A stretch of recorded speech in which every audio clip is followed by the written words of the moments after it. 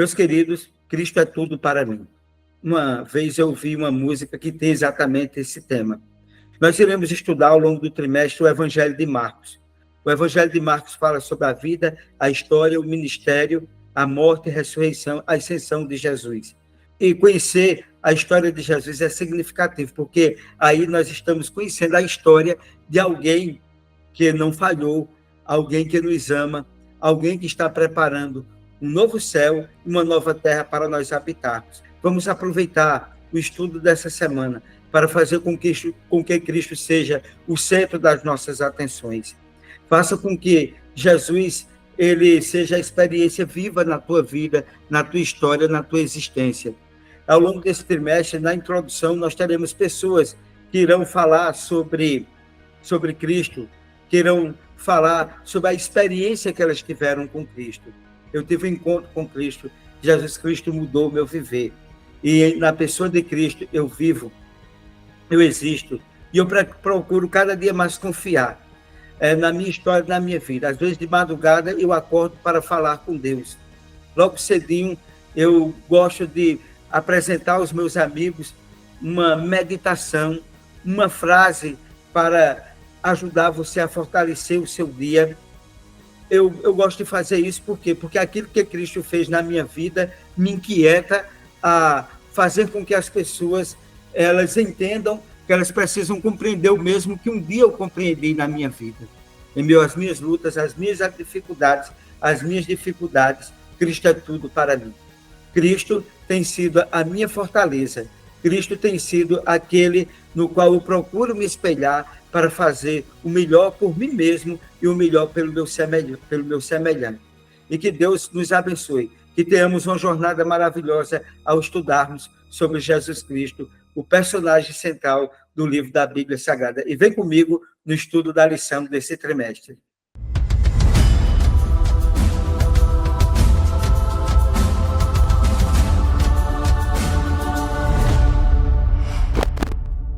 Meus queridos amigos, minhas queridas amigas, que grande alegria, que grande satisfação estarmos juntos iniciando mais um trimestre, o terceiro trimestre do ano de 2024, onde nesse trimestre nós iremos estudar o Evangelho de Marcos, um evangelho importante, um evangelho relevante, que foi escrito entre o ano 64 e 70 do primeiro século, né, logo após o martírio do apóstolo Paulo. Né? E essa lição dessa semana ela tem como título o princípio do Evangelho. E, meus queridos, o verso que introduz essa lição se encontra no Evangelho de Marcos, no capítulo 1, versículo 14 e 15, que diz o seguinte: depois de João ter sido preso, Jesus foi para a Galileia, pregando o Evangelho do reino. Ele dizia: o tempo está cumprido, o reino de Deus está próximo, arrependam-se e creiam no Evangelho. Veja que coisa maravilhosa, que texto profundo, né, para nós entendermos o ministério de Jesus Cristo, né, em favor da humanidade, para salvar a humanidade, o ministério de amor, o ministério de determinação, o ministério de cura, o ministério de pregação, o ministério de salvação. Esse é o ministério de Cristo. E nós sabemos que o livro de Marcos é um livro relevante porque cita-se que foi o primeiro evangelho a ser escrito. E, meus queridos, nenhum dos 4 evangelhos canônicos traz o nome do seu autor. É interessante observarmos isso. Porém, cada um deles está associado a um apóstolo, ou mesmo a um dos seus apoiadores. Se vocês notarem bem, né, nós temos 4 evangelhos: o Evangelho de Mateus, o Evangelho de Marcos, o Evangelho de Lucas e o Evangelho de João. Nenhum deles diz explicitamente quem foi que escreveu o Evangelho. E, portanto, embora o autor de Marcos não apresente o seu nome no texto, a tradição da antiga igreja cristã indica que quem escreveu esse evangelho foi João Marcos, que tem uma história, vamos dizer assim, de distância e de aproximação, né, do ministério ao qual ele foi chamado. E é exatamente isso que nós iremos estudar um pouco na lição desta semana. Bom, o primeiro tópico da lição, ele diz o missionário fracassado. O que levou João Marcos a desistir do evangelho? Essa é uma das coisas importantes para que nós pudéssemos entender. Às vezes, nós, na nossa vida, não estamos prontos e dispostos a assumir determinados desafios. E parece que, naquela viagem de Saulo e de Barnabé, né, João Marcos ele não estava disposto a seguir o evangelho. E algumas coisas que são importantes, que nós precisamos pensar também quando nós somos chamados a um compromisso, a uma responsabilidade. Desânimo, provações, privações. São coisas que podem acontecer na vida de qualquer pessoa. E ao longo da caminhada cristã, haverá muitas questões que poderão interferir na missão de cada um de nós. Mas o importante é continuar e seguir em frente. Paulo era um homem muito entusiasmado na pregação do evangelho. A conversão de Paulo foi algo muito forte, significativo e relevante na vida dele. E Paulo olhou João Marcos naquele momento, quando João Marcos ele não aceita o chamado, Paulo agiu de forma muito forte e coube, né, a exatamente Barnabé fazer uma, vamos dizer assim, uma chamada para que João Marcos ele pudesse entender o significado e a relevância do trabalho ao qual ele estava sendo chamado. E a deserção precoce de Marcos foi, como disse, inaceitável para o apóstolo Paulo. Mas Barnabé aqui discordou de Paulo. Posteriormente, parece ter passado por alguma grande transformação. E é interessante que João Marcos ele foi repreendido por Paulo, Barnabé o acolheu.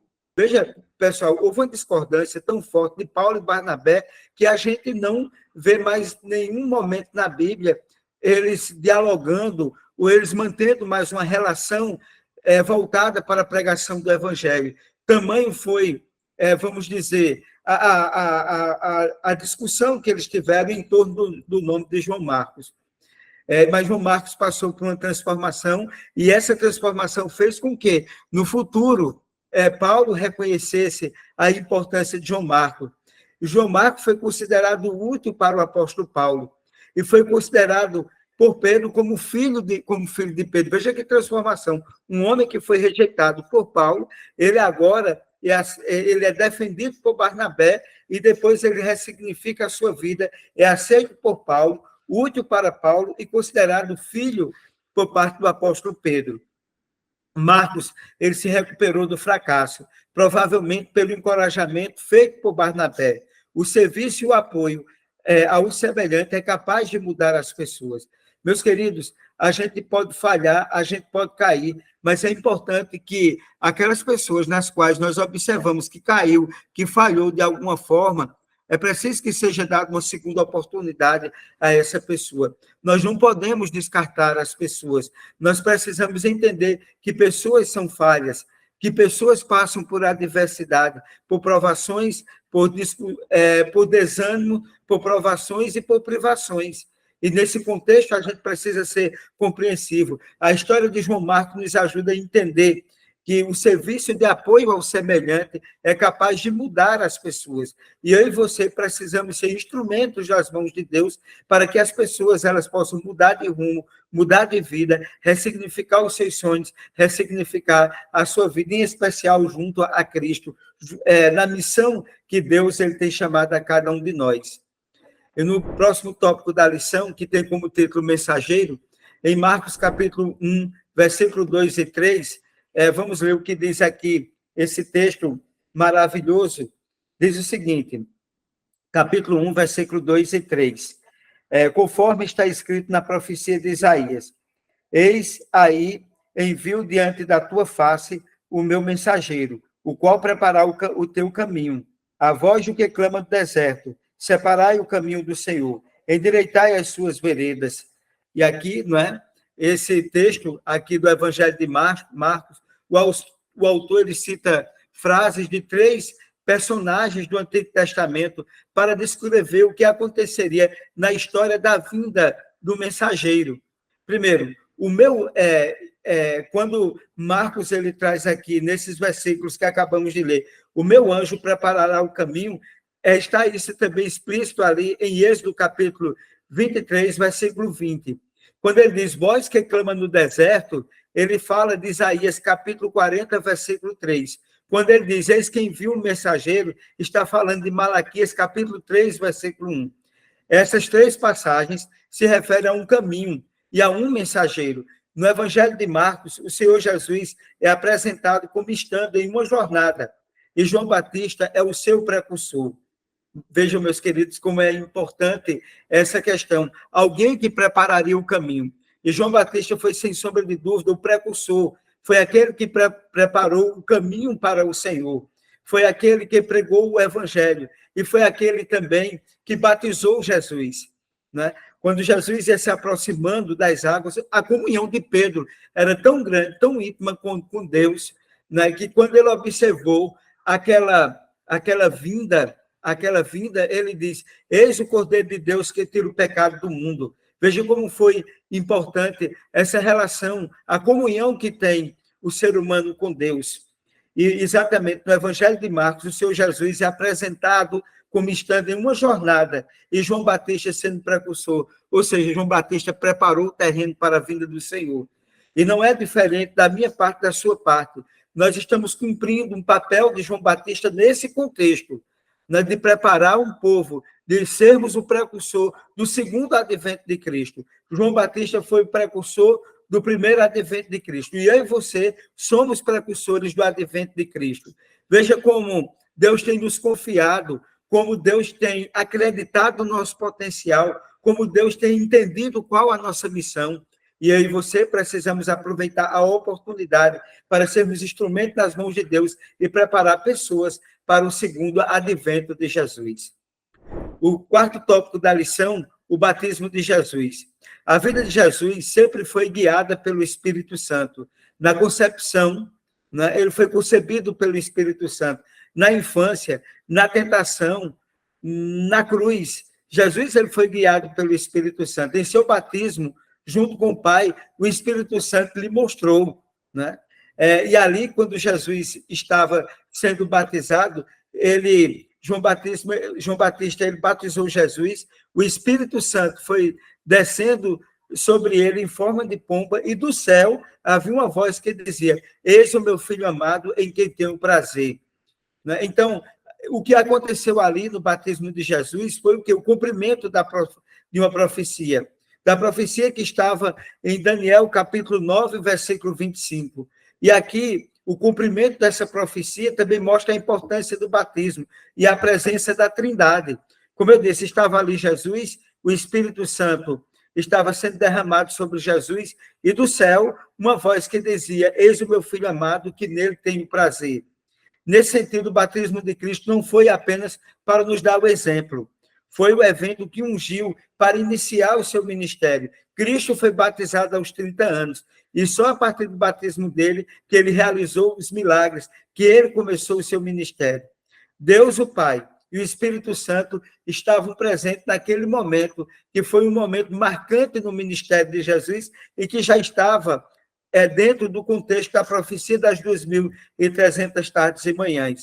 E, meus queridos, você que ainda não passou pela experiência do batismo, você precisa entender a importância do batismo. A Bíblia diz, quem crê e for batizado será salvo, quem não crê será condenado. Jesus, ele se batizou também para nos dar o exemplo, mas foi para que pudesse Cristo ser ungido para cumprir o seu ministério, para que ele pudesse curar, para que ele pudesse propiciar às pessoas a ressignificação da vida. Foi apenas ali uma degustação de tudo que Cristo pode fazer para a gente. Foi apenas uma pequena prova de tudo aquilo que ele pode fazer na minha vida e na sua vida. E, meus queridos, na próxima parte, a última parte da lição, que é da quinta-feira, o Evangelho segundo Jesus. Em Marcos, que é exatamente o versículo áureo dessa semana, no capítulo 1, versículo 14 e 15, diz o seguinte, depois de João ter sido preso, foi Jesus para Galileia, pregando o Evangelho de Deus, dizendo, o tempo está cumprido, e o reino de Deus está próximo. Arrependei-vos e crede no Evangelho. Maravilhoso entender e compreender o significado dessas palavras. que se encontra aqui no Evangelho de Marcos, capítulo 1, versículo 14 e 15. Né? São encontradas 3 partes da mensagem do Evangelho que Jesus proclamou. A primeira parte da categoria dessa profecia, a profecia do tempo, a promessa da aliança, achou o chamado ao discipulado. E na profecia do tempo, o tempo estava cumprido. A promessa da aliança, o reino de Deus está próximo. O chamado ao discipulado. Arrependam-se e creiam no Evangelho, porque o Evangelho é as boas novas da salvação. Daí denota-se que o cumprimento, aqui a gente tem exatamente uma profecia grandiosa. A profecia de Daniel, capítulo 8, versículo 14, que diz que até 2.300 tardes o santuário seria purificado. E nessa profecia, ela traz exatamente o batismo de Jesus, ela traz a morte de Jesus, ela traz a rejeição do povo de Deus naquela época de Jesus, mas ela traz também, ela proclama o tempo do fim, 1844 apontado como o início do juízo investigativo e o início do tempo do fim, para que nós pudéssemos nos preparar para o grande advento de Cristo Jesus. E, meus queridos, todos nós precisamos entender o sentido da profecia, para que assim nós possamos estarmos preparados. E quando a gente lê o Evangelho, quando a gente lê aquilo que Marcos está dizendo, a gente precisa ter convicção de uma coisa. O Evangelho, segundo Jesus Cristo, né? O tempo está cumprido, o reino de Deus está próximo, e arrependam-se e creiam, porque no Evangelho, que significa as boas novas da salvação, está nos preparando para o segundo advento de Cristo. De 1844 para cá, qualquer momento Jesus está voltando. As profecias estão sendo cumpridas. E breve, muito em breve, Jesus voltará com poder e grande glória. Quando diz o Evangelho de Marcos, a gente está falando das boas novas. Esse Evangelho é muito importante, significativo e relevante para que nós possamos estudar e nos edificarmos. Mas nele nos mostra, você já pode ver aí do início, né?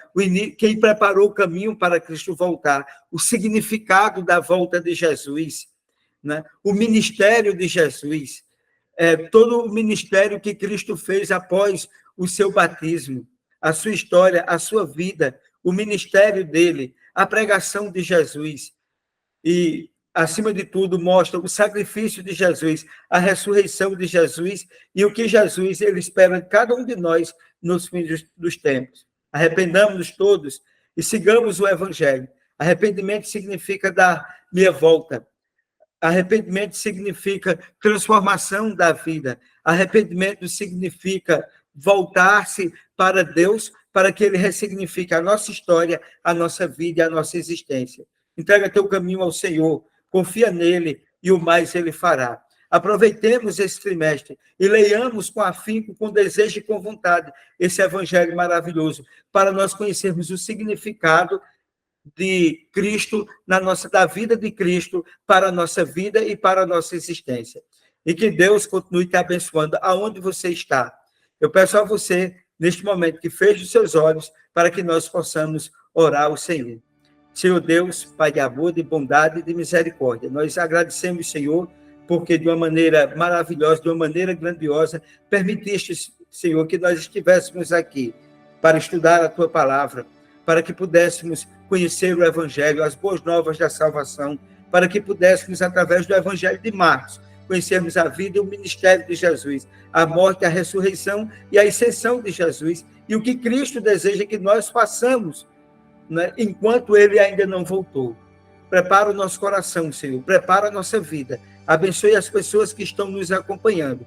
Nós te pedimos isso em nome de Jesus. Amém.